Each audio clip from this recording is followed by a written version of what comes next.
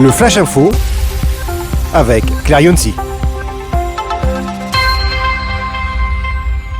Bonjour à toutes et à tous, je vous souhaite la bienvenue dans ce nouveau Flash Info sur A-News Workwell. Et à la une de l'actualité, les startups s'installent là où on ne les attend pas. Prenez Zenior qui est né en 2024, cette jeune pousse qui aide les seniors à naviguer parmi les offres d'hébergement et aides publiques, à installer ses bureaux au cœur d'un EHPAD parisien, à 2 pas de la salle commune. Pour 500 € par mois, Zenior partage le quotidien des 98 résidents et propose même des ateliers culinaires ou bien-être. Bonus inattendu, un jardin avec des poules. Et c'est aussi un filtre naturel pour le recrutement. Même audace chez Deepkey, spécialisée dans les données ESG des bâtiments. En 2023, elle investit un ancien garage transformé en bureau éco-responsable dans le 11e arrondissement de Paris. Un clin d'œil fort, selon le dirigeant qui s'en amuse beaucoup. En tant qu'expert de l'efficacité énergétique, on a pris la place des voitures. Fin de citation. À Bagnolet, Didask, le logiciel d'apprentissage, travaille dans une maison avec jardin, tandis que la fondatrice d'Offworks vit carrément dans ses bureaux à Neuilly, avec ses enfants et son chien, devenu le happiness manager de l'équipe.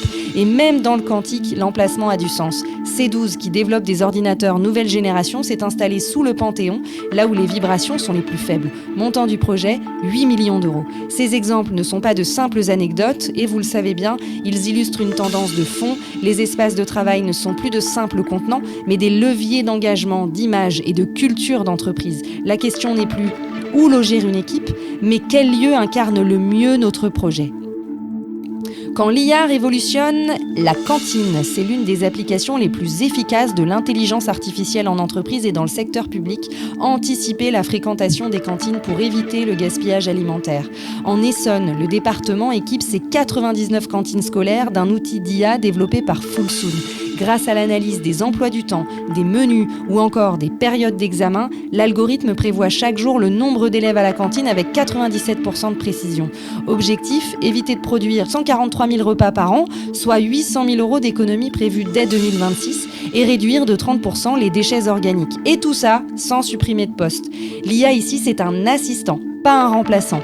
Mais les collectivités ne sont pas les seules à s'y mettre. Sodexo et Elior intègrent l'IA dans leurs restaurants d'entreprise pour calibrer les menus, adapter les volumes au nombre de salariés présents, éviter les files d'attente et même proposer des repas bas carbone personnalisés via des applications comme Everyday ou Coach Conso.